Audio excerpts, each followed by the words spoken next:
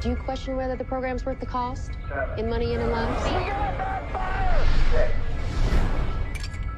5. What are the chances you're not coming back? It's always tricky. I mean, I guess as a visual effects artist, you want your work to be seen, but for something like this, where it's documentary style, it really needs to fit with how the rest of the footage is shot. Paul Lambert, I worked with him on Blade Runner. He was invited down to meet with Damien Chazelle to talk over the show First Man. And once they decided on trying to keep things in camera, Paul brought me on board to try and work out what's the best way of trying to do this. And Paul came up with the idea of having a giant LED screen. So I had to try and work out the technological ins and outs of that and what could we deliver in time for the shoot. We'd get the footage ready, let's say for the X-15 sequence. Get that footage running well. Damien wanted it to run as a full sequence, so it was something like 10,000 frames. Rendering that out, putting it into the QuickTime format they needed for the screen, uploading it to Atlanta, where they were based. And we ended up using TeraGen for the X-15 cloud sequence. I guess it simulates how light reacts in an Earth environment.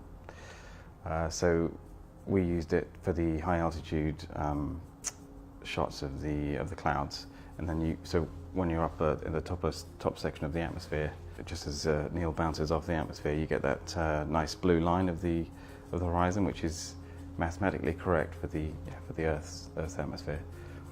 So it was fantastic for us to be able to use that, because we had the real world numbers of his flight path and how high he went. So when you're looking through it, that's probably pretty close to what he saw when he was up there. We have serious problems. The special effects guys, JD Schwam and his team, they had the gimbal motion base, and they worked out a way to get so when the gimbal tilted forward, you'd have the correct movement on the screen as well. It was almost, for certain scenes, it was almost like they were in a simulator. So the actors got something to work with as well, rather than having a green screen, I suppose, and saying, right, you're diving down towards the Earth now, give us a reaction. He's actually there, he's in it, and it's tilting forward, and when you're sat there, it actually feels like you're in the plane going down. Damien definitely gets everything he needs in camera, and when he's filming it, he can see what the end result's going to be. You also get the sort of lighting from the screen and the reflections from the screen directly onto surfaces that we'd normally remove, like windows, glass, visors. We'd normally take those off, and then we'd have the painstaking job of trying to get that to match the footage. Whereas you kind of almost get it for free on the LED.